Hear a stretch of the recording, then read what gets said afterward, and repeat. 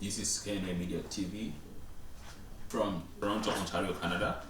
And with us we have the Iebc officials. We have Professor Abdi. Welcome. Thank you so much, Commissioner, for coming to Canada, and we're glad to have you. And we wish for you to highlight a few items which you had a discussion with the KCA members in Ontario or in Canada. I know you had a meeting with them. Can you give us a highlight on a few items which you have discussed with them? Well, we had discussions with the leadership of KCA today here in Toronto, and yesterday we had discussions with other leaders in Ottawa. And generally, we have some understanding of the distribution of Kenyans in this country. In total, we understand that there are between 22,000 and 25,000 Kenyans in this country. They are spread across the country, and there are concentration of pockets of Kenyans around Ottawa, Toronto, and Alberta, and British Columbia, and so this is the discussions we were having. And then we were also educating them on the requirements for participation in the elections, which they had issues with, particularly the need for a valid passport for them to be registered as a voter, and which will eventually enable them to participate in the elections. We have come to understand a number of Kenyans perhaps have their passports having expired and may not be able to participate in the elections or in the registration in next month.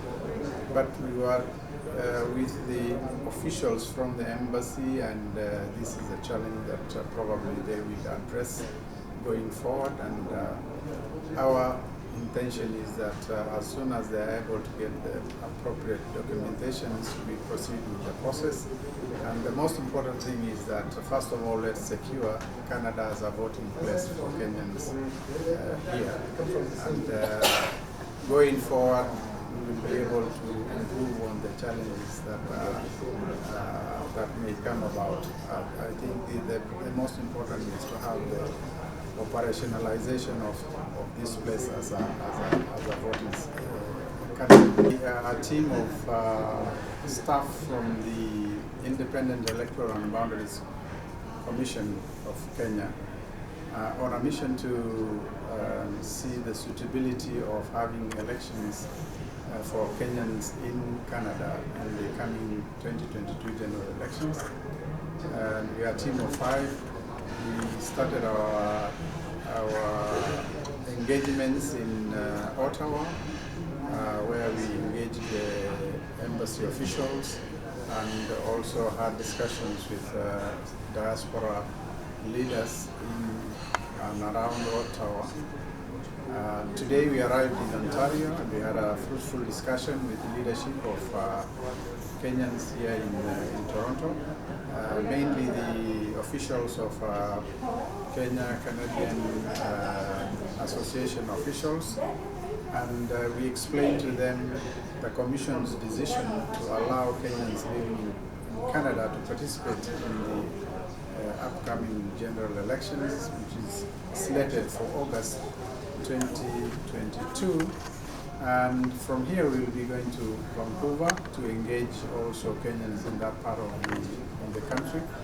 And generally is to, first of all, map the distribution of Kenyans within Canada, to engage the various leadership of the Kenyan associations in this country, and to also understand the diversity and the regional spread of the country, so that when we finally decide on how to do the administration, then we have a clarity of the setup of the country, the distribution of Kenyans in this country, and then we can organize the registration process, which is due to commence sometime next month in January, and thereafter prepare for the Kenyans to participate in the August 9th, 2022 general elections. So that's our mission, and in the next 2-3 days we should be able to complete and get back to the country and start the planning process for actualizing the participation of Kenyans in Canada in the next elections. Okay, I just want to ask you one question. What did you discuss about the passports? Some people have expired passports, and sometimes it takes long to acquire the new generation passport. Did you agree on how the old passport can be used or they can't be used? What the solution so that our Kenyan community in Canada and in every other place can be aware of?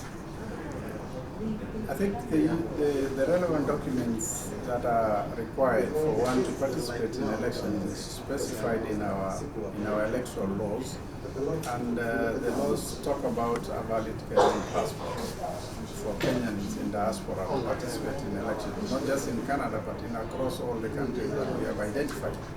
And therefore, where one has a passport that has expired, or the government very soon will understand will be phasing out the old passports and there will be new generation digital passports. If that happens, then we will be only looking at a valid passport.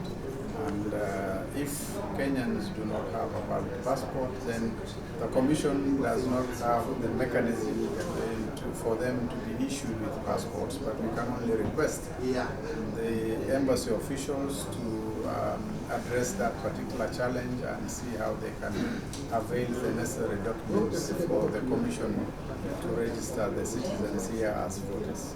Yeah, thank you so much. Do you think the online voting might be possible for the Canadian, for the Kenyan Canadian, or the diaspora community? Is that in place? This is another issue that we have discussed at length, and again, the current legal infrastructure is legal setup is such that we do not have e-voting in our current legal setup, and unless there are changes to the laws, then that is the time the Commission will undertake or enable Kenyans in diaspora to use internet as a method of voting, and that cannot happen until the relevant laws are enacted for that to happen. At the moment, we are using a hybrid system where we have paper-based and also electronic, in the sense that we only collect biometric data for purposes of identifying the voters on the voting day, and then we transmit the results using internet as well. So that is the only bit that is electronic about the current electoral system. Last question, maybe I should say about centers. Will we be able to have enough centers around Canada where our people who will be registered will be able to vote? The laws specify where elections will happen in diaspora. It states clearly it will take place in where the Kenyan missions are, and therefore if we are to follow that directive as given in the law, we will only look at the embassy missions, any consular offices, and those are the candidate places for purposes of registration and the elections later. Thank you so much. Can you introduce us a crew which came with you? We'll be glad to have Professor Abdi Yakub Gulie, Commissioner with the Independent Electoral and Boundaries Commission. Together with me is Irene Masit, Commissioner as well with the Iebc. And then we have Kamwati, who is in charge of security and transport in the Commission. He's a manager in the Commission in charge of those activities. And then we have Mr. Oma, who is our current acting director of ICT, and not with us is Fatima, who is the acting manager of finance. So that's the team. We appreciate so much Professor Abdi for coming. Had a nice talk with you, and we hope to have more dialogue. Are you hoping to have another dialogue with the Kenyan Canadian around before you leave to Kenya? The Commission is open to engagements of stakeholders, whether in the country or outside the country. We hope to visit Vancouver and engage Kenyan leaders, the leadership of Kenyans in that part of the country. Thereafter, hopefully we can have a Zoom meeting with other leaders whom we are not able to interact with physically. We are hoping this will be arranged, and we hope to do that before we get back to Kenya. And thereafter, the Commission has a vibrant website that has contacts. We have Twitter handles, we have Facebook, and we can interact with Kenyans in Canada through those social media platforms. Thank you so much.